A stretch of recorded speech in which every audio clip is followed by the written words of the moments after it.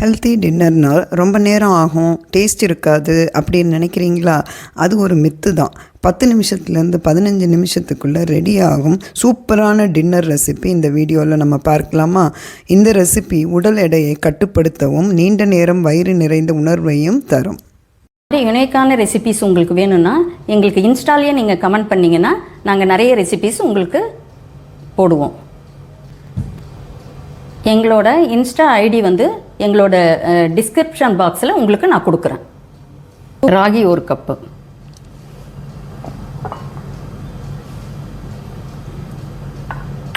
கடலை மாவு 1/2 cup,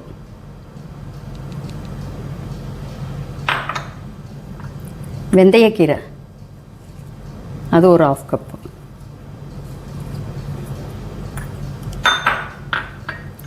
carrot உங்களுக்கு என்ன காய் வேணாலும் போட்டுக்கலாம்.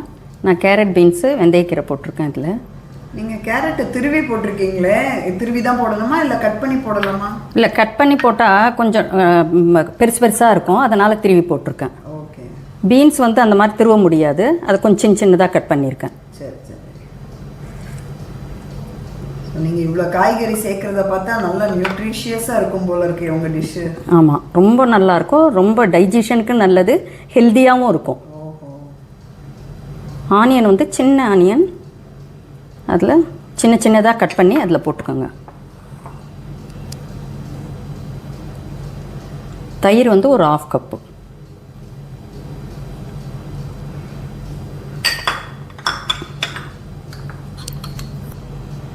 Salt 1/2 teaspoon. இது வந்து ஆப்ஷனல் தான், நான் போடுறேன். இதில் கொஞ்சம் கிறிஸ்பிக்காக 1/2 டேபிள் ஸ்பூனு ரவை,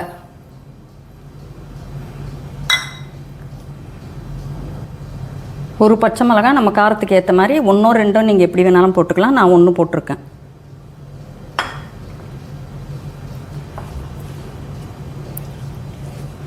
இது பாருங்கள், நம்ம சப்பாத்தி மாவு மாதிரி பிசையாமல் கொஞ்சம் இந்த இட்லி மாவு எப்படி கெட்டியாக இருக்கும் அந்த லெவலுக்கு நம்ம இதை பண்ணிக்கலாம். இப்போ வந்து எல்லா வெஜிடபிள், அந்த ராகி, கடலை மாவு எல்லாமே மிக்ஸ் பண்ணிட்டேன். கொஞ்சம் தண்ணி தேவைப்படுது, நம்ம ஒரு 1/2 கப் தண்ணி இதில் ஆட் பண்ணிக்கலாம்.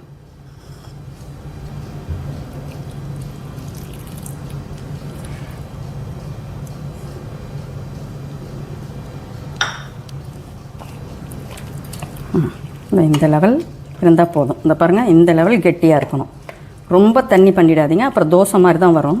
இது நம்ம ஜஸ்ட்டு ஊத்தப்பம் மாதிரி ஊற்றலாம். பாருங்கள், இது எவ்வளோ ராகி மாவு, அதுக்கப்புறம் வந்து கடலை மாவு, தயிர், வெஜிடபிள்ஸ், இது எல்லாமே மிக்ஸ் பண்ணி ஊற்றும் போதும் உங்களுக்கு பிரேக்ஃபாஸ்ட் காலையில் இது சாப்பிட்டிங்கன்னா ஃபுல் டே எனர்ஜியாக இருப்பீங்க. நைட்டுக்கும் இது சாப்பிடும்போது, காலையில் எழுந்திருக்கும் போது நமக்கு ரொம்ப ஃப்ரெஷ்ஷாக இருக்கும். அவ்வளோதான், 5 நிமிஷத்தில் பண்ணியாச்சு. இப்போ தோசை மாதிரி நான் வாத்து காமிக்கிறேன். இது இப்போ நான் என்ன போடுறேன்னா 1/2 டீஸ்பூன் இனோ சால்ட்டு. நல்லா சாஃப்டாக வரும் இது.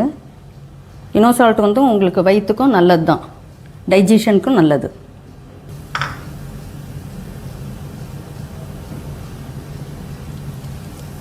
பாருங்கள், இனோ போட்டோடனே எவ்வளோ நுரையோடு பொங்கி வருது. நமக்கு இந்த தோசை மாதிரி இது பண்ணும்போது நல்லா உங்களுக்கு வந்து ஒரு ஊத்தப்பம் மாதிரி நல்லா சாஃப்டாக வரும்.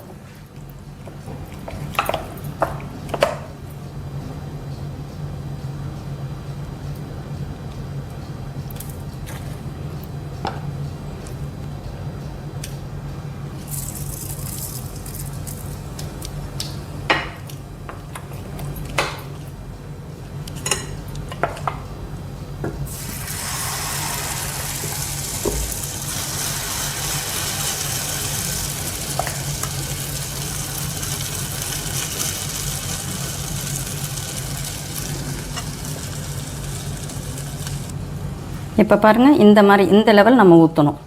ரொம்ப தோசை மாதிரி நீங்கள் கிறிஸ்பியாக வரணும்னு சொல்லிட்டு ஊற்றுனீங்கன்னா அது அவ்வளோ டேஸ்ட் இருக்காது. இந்த மாதிரி ஊற்றுனீங்கன்னா ரொம்ப டேஸ்ட்டாக நல்லாயிருக்கும். மூடி வச்சிடலாம், ஒரு சைடு நல்லா வேகட்டும்.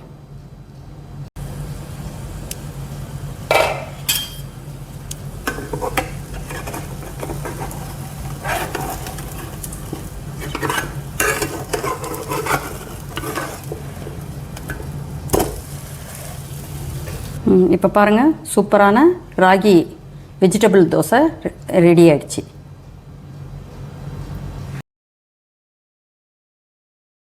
ஹெல்தியான பவர்ஃபுல் பிரேக்ஃபாஸ்ட் ரெடி ஆகிடுச்சு. ராகி வெஜிடபிளில் பண்ண பிரேக்ஃபாஸ்ட் இது. ரொம்ப சூப்பராகவும் ரொம்ப ஹெல்த்தியாகவும் இருக்கும் இந்த பிரேக்ஃபாஸ்ட். எங்கள் சேனலை வந்து கமெண்ட் பண்ணுங்கள், ஃபாலோ பண்ணுங்கள், லைக் பண்ணுங்கள், சப்ஸ்கிரைப் பண்ணுங்கள். எங்கள் சேனலை சப்ஸ்கிரைப் பண்ணிவிட்டு பாருங்கள். ஐ பட்டனை ப்ரெஸ் பண்ணிங்கன்னா உங்களை மாதிரி இந்த ரெசிபி வந்து எல்லாருக்கும் போய் சேரும். ஆல் நோட்டிஃபிகேஷன் பட்டனை ப்ரெஸ் பண்ணிங்கன்னா உங்களுக்கு வந்து நோட்டிஃபிகேஷன்லேயே எங்கள் ரெசிபி வந்துடும். உங்களுக்கு பார்க்குறதுக்கு ரொம்ப ஈஸியாக இருக்கும். எங்கள் சேனலில் வந்து பண்ணி பார்த்துட்டு கமெண்ட் பண்ணுங்கள். இப்போ சூப்பரான பவர்ஃபுல் பிரேக்ஃபாஸ்ட்டு ராகியும் வெஜிடபிளும் வச்சு பண்ணியாச்சு. ரொம்ப அருமையாக இருக்குது, ரொம்ப டேஸ்ட்டாக இருக்குது. பசங்கள்லாம் ரொம்ப விரும்பி சாப்பிடுவாங்க.